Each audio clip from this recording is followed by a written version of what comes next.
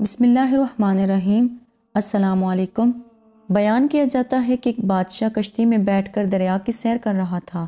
کچھ درباری اور چند غلام بھی ساتھ تھے۔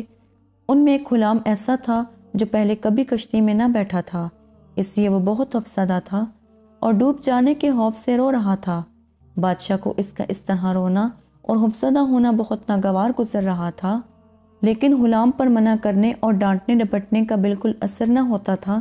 کشتی میں ایک جہاندیدہ اور دانا شخص بھی سوار تھا۔ اس نے غلام کی یہ حالت دیکھی تو بادشاہ سے کہا کہ حضور اگر اجازت دیں تو یہ خادم اس خوفزدہ غلام کا ڈر دور کر دے۔ بادشاہ نے فوراً اجازت دے دی اور دانشمند شخص نے غلاموں کو حکم دیا کہ اس شخص کو اٹھا کر دریا میں پھینک دو۔ غلاموں نے حکم کی تعمیل کی اور رونے والے غلام کو اٹھا کر دریا کے اندر پھینک دیا۔ جب وہ 3-4 ہوتے کھا چکا تو دانا شخص نے غلاموں سے کہا کہ اب اسے دریا سے نکال کر کشتی میں سوار کر لو۔ چنانچہ غلاموں نے اس کے سر کے بال پکڑ کر کشتی میں گھسیٹ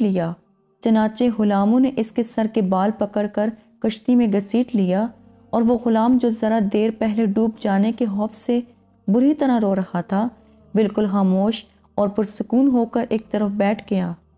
بادشاہ نے حیران ہو کر سوال کیا کہ آخر اس بات میں کیا بھلائی تھی کہ تم نے ایک ڈرے ہوئے شخص کو دریا میں پھینکوا دیا تھا، اور مزید حیرت کی بات یہ ہے کہ یہ اب خاموش بھی ہو گیا ہے۔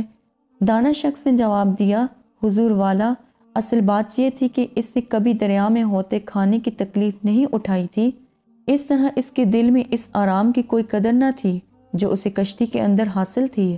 اب ان دونوں کی حقیقت اس پر روشن ہو گئی اور وہ خاموش ہو گیا۔ حضرت سعدی رحمۃ اللہ علیہ نے اس حقائق میں انسان کی یہ نفسیاتی کیفیت بیان فرمائی ہے کہ جس شخص نے کبھی تکلیف دیکھی ہی نہ ہو وہ اس کی قدر قیمت سے آگاہ نہیں ہوتا، اور جو اسے حاصل ہے اس کے علاوہ ایسا شخص جسارت اور قوت برداشت سے بھی محروم ہوتا ہے۔ مسرت اور کامیاب زندگی وہی شخص گزار سکتا ہے جو رنج و راحت دونوں سے بخوبی آگاہ ہو۔ امید کرتی ہوں کہ آپ کو آج کی ویڈیو پسند آئی ہوگی۔ مزید اسی طرح کی ویڈیوز دیکھنے کے لیے ہمارے چینل کو سبسکرائب کریں۔